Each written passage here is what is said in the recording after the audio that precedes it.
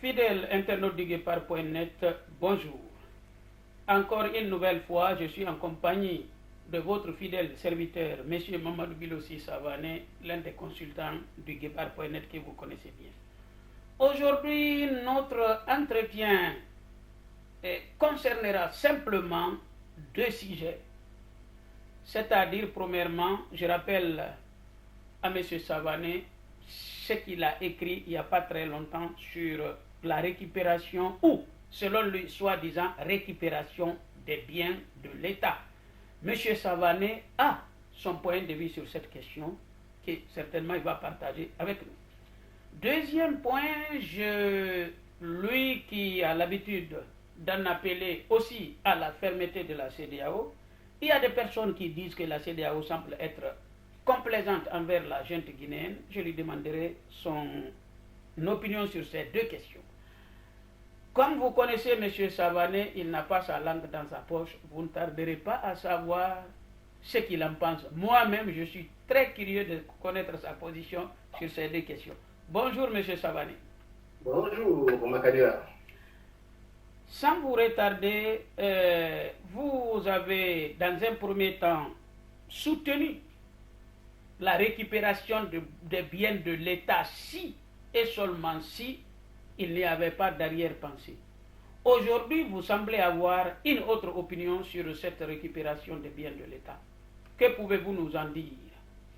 Alors, vous avez parfaitement raison. En principe, je suis pour qu'on récupère les biens de l'État. Si effectivement ces biens ont été frauduleusement soustraits à l'État. Je dis bien si ces biens ont été frauduleusement soustraits à l'État. Mais de la manière dont les choses se déroulent, depuis la nomination d'un procureur de la CRIEF jusqu'à aujourd'hui, il semble que, non, il ne semble même pas, c'est une réalité maintenant que tout le monde peut observer, tous ceux qui sont disposés à le faire. Il semble que cette récupération, en fait, est une opération politicienne dirigée contre quelques personnes, non pas que ces personnes aient détourné quoi que ce soit, mais simplement parce que politiquement, on les craint. Et M. Doumbouya, le colonel Doumbouya et son CNRD ont tout fait pour empêcher, par exemple Cellulaire, par exemple Sidia Touré, même de s'exprimer tout simplement. Qu'est-ce qu'on constate? On constate que d'abord, ils cherchent à éliminer tous ceux qui peuvent être des obstacles à l'instauration d'une dictature pure et simple militaire ou militarisée qui a déjà commencé. Donc, à partir de là, ils ont commencé, je prends le cas de M. Sidia Touré. Je ne suis pas l'avocat de Sidia Touré. Loin de moi l'idée de dire qu'il est un saint, c'est un homme politique comme les autres hommes politiques. Mais il y a une réalité. Qu'est-ce qu'on veut? Il n'y a pas longtemps, ils ont dit que la résidence dont il a acheté le terrain nu, il a présenté tous les documents légaux. C'est le seul qui a sorti, qui a mis à la disposition du public, à la disposition des juges, l'ensemble des documents qui n'ont jamais été contestés par personne, pas même par les juges. Et on fait venir un bataillon entier avec caméra à l'appui pour le mettre à la porte de sa propre résidence qu'il a fait construit lui-même avec son propre argent. Personne, aucun d'entre eux n'a dit qu'il a pris un seul centime. Et d'ailleurs, tous les Guinéens savent que c'est avec son propre argent qu'il a construit. Deuxièmement, après l'avoir chassé de sa résidence, il y a quelques jours, on convoque caméra télévision pour venir humilier, puisque ça c'est de l'humiliation. Lorsqu'on chasse l'ancien premier ministre de sa propre résidence, ensuite que l'on fasse venir les caméras de tout le monde entier pour exposer les différentes chambres de sa maison comme si c'était un bandit meurtrier qu'on avait chassé et dont on va exposer les biens qu'il aurait soustraits à quelqu'un d'autre. Donc, ces éléments-là montrent bien que cette récupération des biens est juste un prétexte dirigé contre certaines personnes et précisément contre principalement deux personnes. Sidia, dont je viens de parler, et Selou. Bon, Selou, ils n'ont pas voulu l'humilier, ils ont simplement cassé la maison. Mais avec Sidia, ils sont allés beaucoup plus loin. Ils ont cherché à le rabaisser, à le piétiner, comme si c'était un bandit qui avait tué des gens, qui avait abîmé le pays. Or, tous les Guinéens savent, et tous les journalistes qui le veulent peuvent demander à qui ils veulent. Tous les Guinéens savent que Sidia a été le seul premier ministre qui a redressé la situation économique de la Guinée en 1996 suite à une révolte des militaires. Alors, dire qu'on va récupérer les biens de l'État, c'est bien, il faut le faire. Mais il y a des règles. Celui ou ceux qui sont chargés de le faire doivent être eux-mêmes incriticables, insoupçonnables sur leur attitude lorsqu'ils ont été en face des biens publics. Je prends un exemple. Mamadi Doumbouya, le colonel Mamadi Doumbouya, il vient d'acheter un terrain qui a appartenu à Siaka Touré pour une valeur de 5 millions de dollars. Je vous dis bien 5 millions de dollars. Et il l'a mis au nom de sa fille.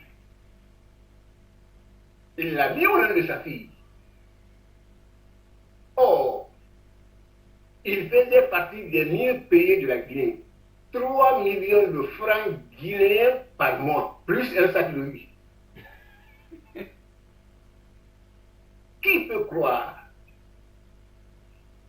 qu'entre le 5 septembre et maintenant, date à laquelle il a dépensé 5 millions de dollars, où a-t-il pris cet argent? Il n'est pas héritier, il n'est pas rentier, loin s'en faut. Où a-t-il pris cet argent? Il devrait s'expliquer sur cet argent. Deuxièmement, il a des immeubles un peu partout à Conakry. Chacun sait que ce n'est pas avec 3 millions de francs guinéens par mois qu'on peut avoir des immeubles un peu partout à Conakry. Où a-t-il pris cet argent? Comment? Alors, c'est pour dire que la récupération des biens de l'État, c'est normal, c'est même salutaire.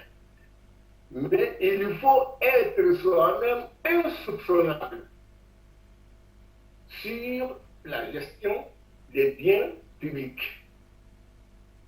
Or, je peux dire, sans que Mamadi Doumbouya et le CNRD ne me démentent,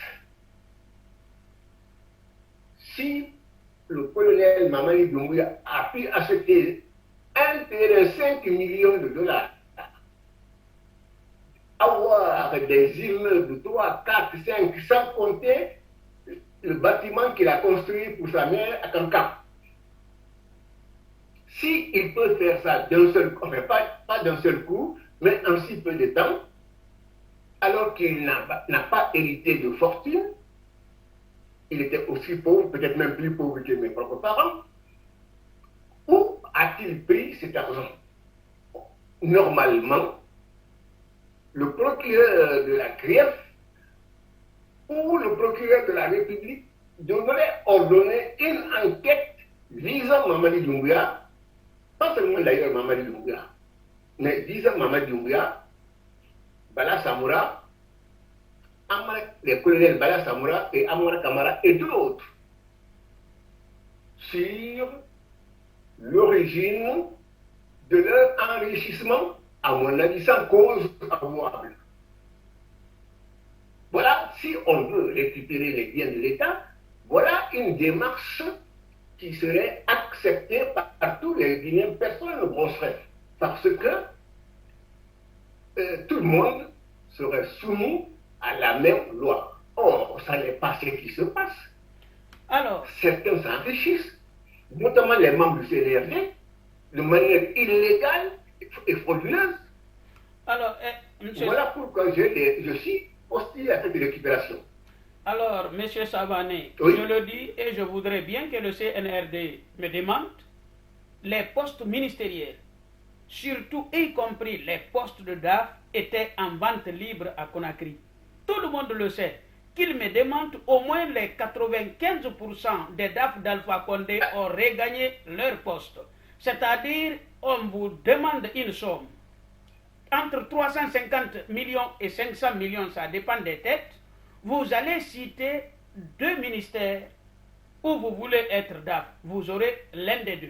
Donc, vente de postes ministériels et postes dans l'administration, tout le monde le sait, dirigé par le frère, en tout cas, c'est un secret de polichinelle, dirigé directement par le frère de Amara Kamara. Aussi, vous aviez parlé aujourd'hui, les preuves commencent à sortir, d'ailleurs, le collectif contre l'impunité en Guinée se renseigne. Mais comment, par quel miracle, Mamadi Doumbouya, Amara Kamara et Bala Samoura ont pu s'acheter des immeubles en Côte d'Ivoire en moyenne de 2 mois,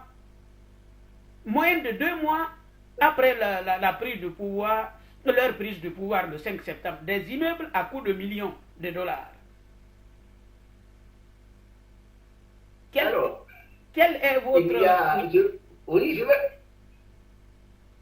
Oui, je suis sur le même registre que vous. Je suis intrigué par cet enrichissement soudain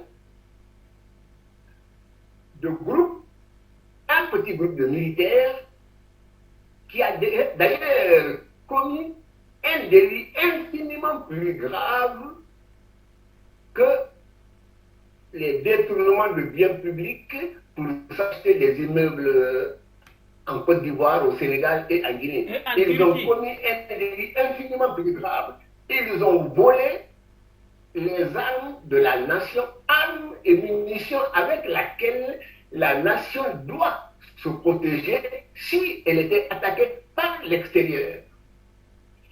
Ça, c'est un premier cas de vol totalement condamnable et tout le pays devrait se révolter contre ce groupe de militaires pour avoir détourné frauduleusement à leur propre compte les armes que la nation a confiées à son armée, pas à Mamadi Doumbouya, mais à son armée, pour la protéger lorsqu'elle est attaquée par l'extérieur. Or, eux, ils ont frauduleusement, ils ont volé les armes de la nation et les ont retournées contre le pays.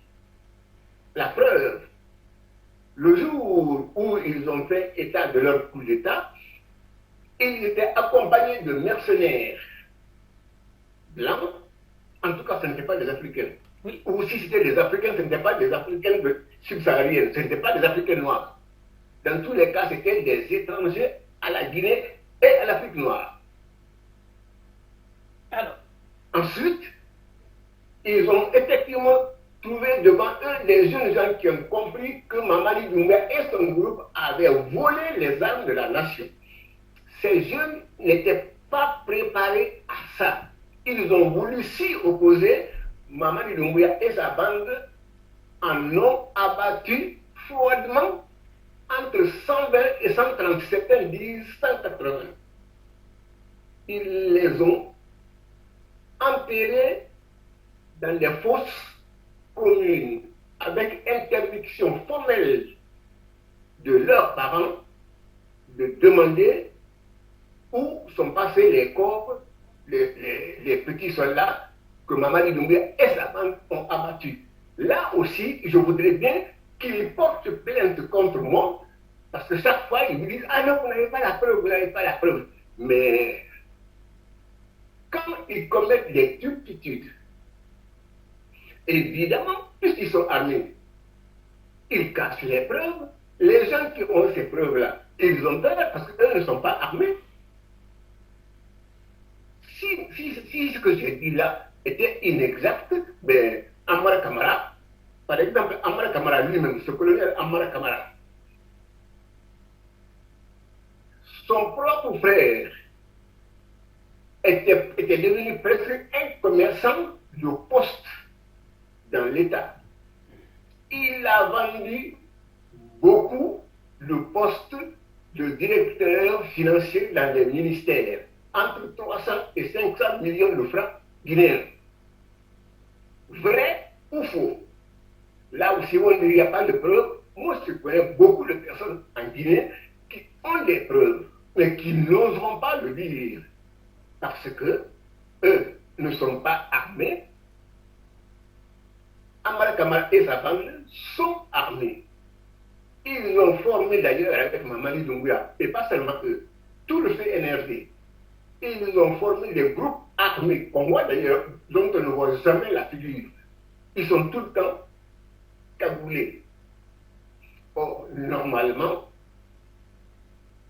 les soldats encagoulés, ce sont des soldats des forces spéciales, mais qui n'interviennent jamais à l'intérieur de leur pays. Ces soldats encagoulés agissent contre les ennemis à l'extérieur de leur pays, mais jamais contre la population. Or, depuis l'arrivée de Mamadi Doumbouya, l'armée est devenue une sorte de police contre son propre peuple. Ça, c'est... Voilà ce que j'avais à dire.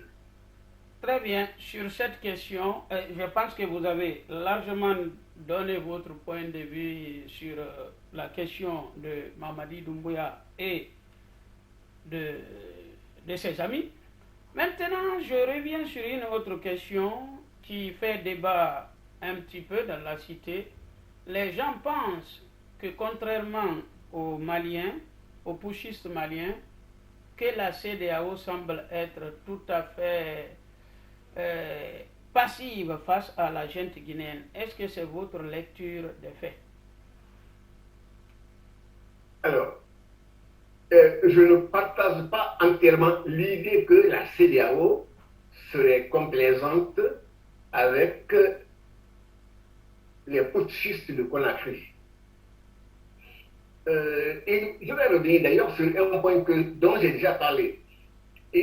On ne peut pas nier que le Burkina et le Mali sont dans une situation qui est totalement différente de celle de la Guinée. Quelle est la situation de ces deux pays? Puisque quand on soupçonne la CEDEAO de complaisance, c'est par rapport au Mali et au Burkina. Alors, quelle est la situation de ces deux pays? Il se trouve que ces deux pays sont menacés presque de disparition en tant qu'État libre et laïque. Ils sont très sérieux, leur existence est mise en cause physiquement et sur le plan territorial par des groupes islamistes, djihadistes, moyenâgeux, qui coupent les bras, qui veulent rendre esclaves les Noirs. Leur objectif, c'est de prendre le pouvoir dans ces régions-là, faire diriger ces pays par des djihadistes d'ascendance arabo-berbère, qui peuvent être originaires du Mali ou de la Mauritanie, pourvu que ce ne soit pas les Noirs. La réalité, c'est ça, il faut le dire.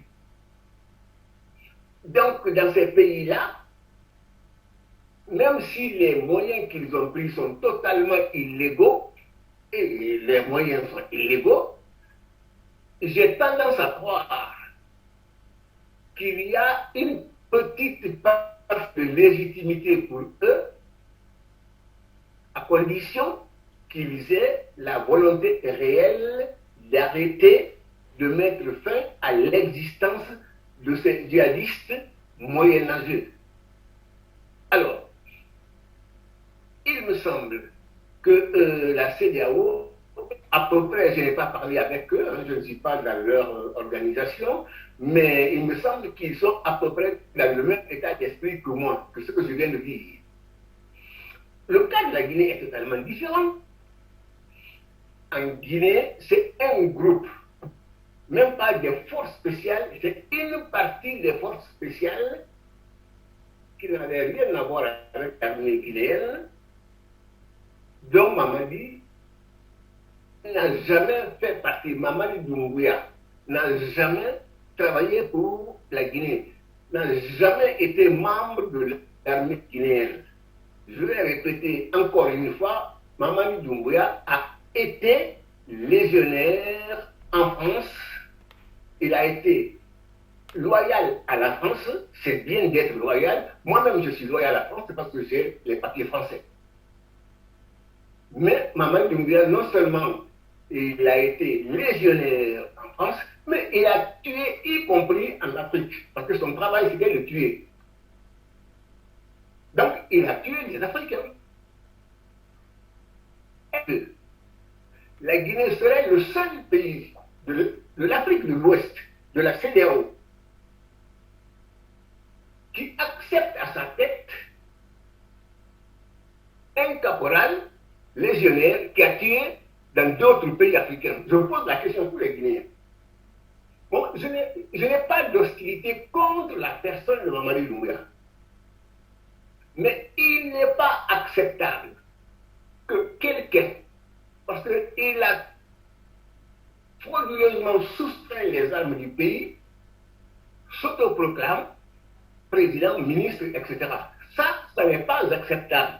Le pays doit mettre fin au régime, au pouvoir de Mamadi Doumbouya, y compris par l'insurrection, même armée. Alors, donc, la CEDEAO n'est pas complaisante. Parce que je pense que la CEDEAO laisse le temps à Mamadi Doumbouya et à son groupe de faire la preuve qu'ils sont de mauvaise foi. De bonne foi. Non, que Mamadi Doumbouya et son groupe sont de mauvaise foi. Oui, mauvaise foi. Ils veulent conserver le pouvoir. Et je pense que c'est pour ça. C'est pour ça que la CEDEAO n'a pas encore pris les sanctions qu'il faut. Et sur ce plan, à la CEDEAO, il y a des gens très brillants, très intelligents, etc. Mais je me permets d'attirer leur attention sur ce point. Vouloir négocier avec un clan de putschistes, ils savent bien qu'ils n'ont ni légalité, ni légitimité. Personne ne les a désignés là où ils sont. Donc, si la CEDEAO s'engage à discuter, à tolérer les tergiversations d'un groupe de bandits, elle va se déconsidérer. Ensuite, la voie engagée par le CNRD est une voie excessivement dangereuse, pas seulement pour la Guinée, mais pour tous les États de l'Afrique de l'Ouest, tous les pays membres de la CEDEAO. Quelle est cette voie? C'est le fait d'avoir recours à des mercenaires étrangers, extra-africains, prendre le pouvoir, soumettre les populations du pays, comme le fait Mamadi Doumbouya et Sambou. Si ce clan devait rester au pouvoir pour, je ne sais pas, pour encore 6 mois, 7 mois, 8 mois, 9 mois, 10 mois, ils auront gagné. Et ils auront fait la démonstration que eux, ils ont vaincu la CEDEAO, qui, de ce fait, ne représenterait rien à leurs yeux. Si cela arrive donc, rien n'empêchera que ce soit au Sénégal, enfin dans tous les autres pays, ils se lèvent d'autres militaires pour faire exactement la même chose que Mamadi Doumbouya. C'est pour cette raison que je crois qu'il faut que la CEDEAO cesse de tergiverser. On peut les sanctionner sévèrement. De manière, ils ont les biens partout, en Côte d'Ivoire, au Sénégal, un peu partout. Ces biens sont identifiables, ils sont peut-être même identifiés. On peut les empêcher de sortir de la Guinée. On peut les empêcher de sortir de la Guinée. On peut aider des groupes de patriotes pour chasser ce petit clan qui est en train de détruire la Guinée. Alors, je vais attirer leur attention sur ce point précis. La Guinée n'est pas une nation. Il faut le dire. Dire le contraire est un mensonge. La Guinée n'est pas encore une nation. Si on nous demandait de dire ce que c'est la Guinée est une juxtaposition ou une superposition de groupes ethniques qui vivent ensemble, non pas parce qu'il y a une loi ou bien un État, ils vivent ensemble par des coutumes, par des alliances d'affaires, des alliances matrimoniales, des alliances amicales, etc. Cette alliance, ces différentes pratiques millénaires qui les font vivre ensemble, ne fait pas d'un pays une nation.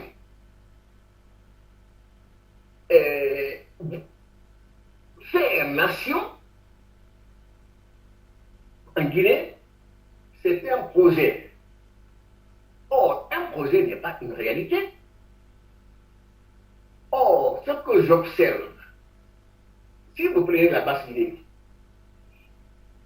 à peu près les autochtones de cette région sont presque devenus des étrangers chez eux. Qu'est-ce qu'ils vont faire? Comme toute personne pas suffisamment éduquée, intellectuellement je veux dire, ils vont se retourner par exemple contre les Malinqués ou bien contre les Peuls, comme si, alors que les vrais responsables, ce n'est pas leurs camarades, leurs compatriotes qui sont sur le plan des conditions matérielles d'existence, sont sur le même plan que les véritables responsables sont connus. C'est d'abord le régime d'Alpha Condé, ensuite et maintenant Mamadi Doumbouya et son CNRD. Si vous prenez le CNRD, tous c'est des Malinqués. Or, les Malinqués ne leur ont pas dit de former un CNRD comme ça. Si vous prenez le gouvernement, tout ce qu'on appelle poste régalien, ce sont les Malinqués. Ce n'est pas les Malinqués qui l'ont dit, je connais bien les Malinqués. Tous mes neveux sont Malinqués, tous. Je sais de quoi je parle. si Mamadi Doumbouya devait rester, son équipe, pas lui seulement, son équipe, s'il devait rester au pouvoir pendant les mois qui sont à venir, les semaines à venir, rien n'empêchera que d'autres régions prennent des armes contre le régime. Et moi, j'invite le pays à s'insurger contre Mamadi Doumbouya et son gouvernement et pas contre les citoyens guinéens. Je répète, je prône l'insurrection par tous les moyens contre ce gouvernement, contre ce pouvoir, puisque l'oppression n'est pas acceptable parce que Mamadi Doumbouya et son gouvernement n'ont aucune base ni légale ni légitime. C'est parce qu'ils ont volé les armes de la nation qu'ils se sont présentés comme propriétaires du pays et du pouvoir, et de ce fait, ceux qui ne veulent pas être écrasés par des groupes qu'ils n'ont pas choisis, ils ont le droit de se défendre, y compris par les armes. Je ne suis pas du tout partisan de la violence. Je ne recommanderai jamais l'insurrection contre un pouvoir issu de la volonté du peuple qui s'exprime par une élection. Donc, j'invite la CEDEAO, et je suis légitime à le dire, à inviter la CEDEAO à se ressaisir. Je suis, moi, aussi légitime et peut-être plus légitime que Mamadi Doumbouya. Parce que la CEDEAO parle avec Mamadi Doumbouya, non pas parce que Mamadi a réussi, a été désigné par qui que ce soit, c'est simplement parce qu'il a détourné les armes, c'est tout. Moi, j'explique. Moi, je dis pourquoi je suis contre. Ce n'est pas les armes que j'ai. Ce n'est pas les armes pour tuer. Je n'ai jamais tué personne. Mais, j'invite tous les Guinéens à se défendre contre ce régime par tous les moyens possibles. Parce qu'actuellement, là où je parle, là, au moment où je parle, il n'y a pas d'État. Les journalistes sont arrêtés et traînés dans les camps militaires.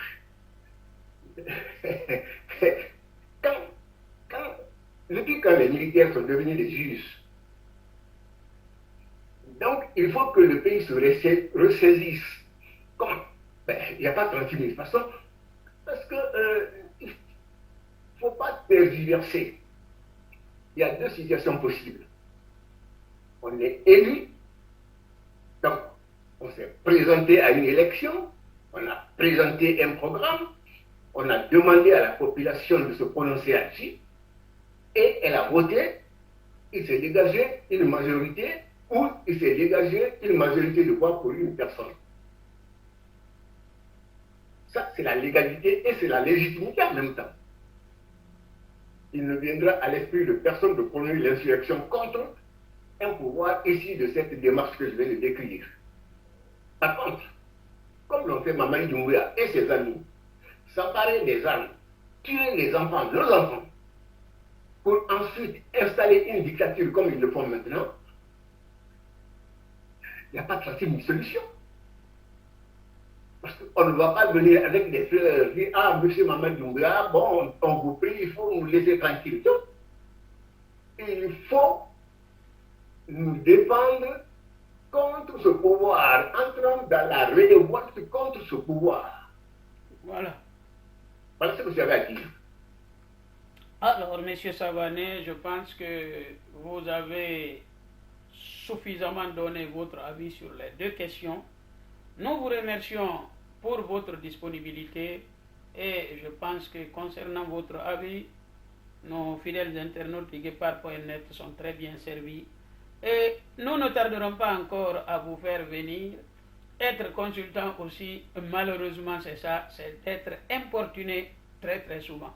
En tout cas, je remercie les chers internautes du Guépard.net pour leur fidélité. Je remercie au même moment notre consultant, M. Mamadou Bilossi Savané, et je lui dis à très bientôt. Merci et au revoir. À bientôt, merci M. Savané. À bientôt.